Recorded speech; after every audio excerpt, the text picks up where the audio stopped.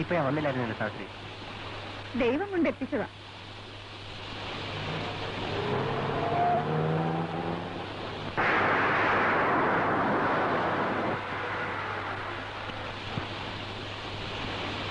സാവിത്രി,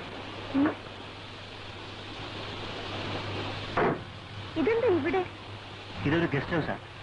നമുക്ക് മഴ കഴിഞ്ഞിട്ട് വീട്ടിലോട്ട് പോവാം. അങ്ങോട്ടുള്ള വഴിയും വളരെ മോശമാണ്. തന്നെയുമല്ല, ആ സമയത്ത് നിന്നെ കൊണ്ടുപോകുന്നത് ശരിയല്ല. വാ, ഇറങ്ങാം. ഉത്സവം കലങ്ങിയത് സാറിന് കോളായി. അടിച്ചോണ്ട് വന്നല്ലോ ഒന്നിന്. സാറേ, കഴിഞ്ഞ പ്രാവശ്യം സാറ് ഡാൻസ് ഏരിയ കൊണ്ടുവന്നല്ലോ. അവളെ ഇന്നലെ ഇതേ മുറിയിൽ അപ്പു സാറ് കൊണ്ടുവന്നിരുന്നു. താൻ മിണ്ടായിരുന്നേ, താൻ വിളിച്ചിട്ടു.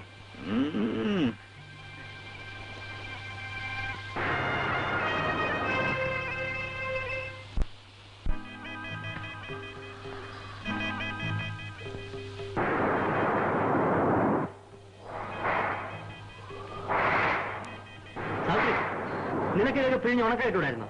വേണമെന്നില്ല. വാച്ചർ പറഞ്ഞത് മുഴുവനും ഞാൻ കേട്ടു. ഞാൻ പോവാണ്. സാവിത്രി, നീ പോകലെന്നാ പറഞ്ഞേ? ഞാൻ പോകും. നിന്നെ ഞാൻ അറിഞ്ഞില്ല. നീ ഇവിടുന്ന് എന്റെ രക്ഷപ്പെടാൻ പറയുന്നോ?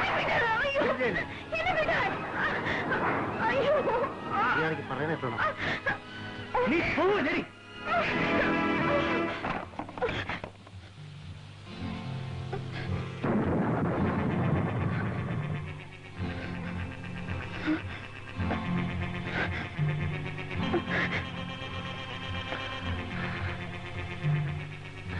സാവിത്രി, നിന്നെ ഇപ്പൊ എനിക്ക് എന്ത് വേണം ചെയ്യാം.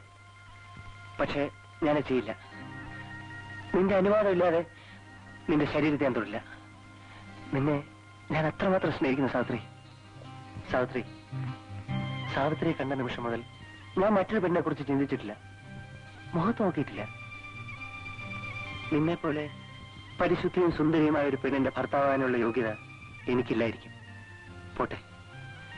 സാവിത്രിക്ക് അറിയാമോ സ്നേഹത്തിന് വേണ്ടിയുള്ള ദാഹം, അതിന്റെ വേദന അത് ഏറ്റവും കൂടുതൽ അനുഭവിക്കുന്നവനാണ് ഞാൻ. സാവിത്രി, ഞാൻ സാവിത്രിയെ വിവാഹം കഴിച്ചോട്ടെ? എനിക്ക് ഒരു ജീവിതം തരില്ലേ? നമുക്കും നമ്മുടെ കുഞ്ഞുങ്ങൾക്കും ഒരു കുടുംബമായിട്ട് ജീവിക്കാം.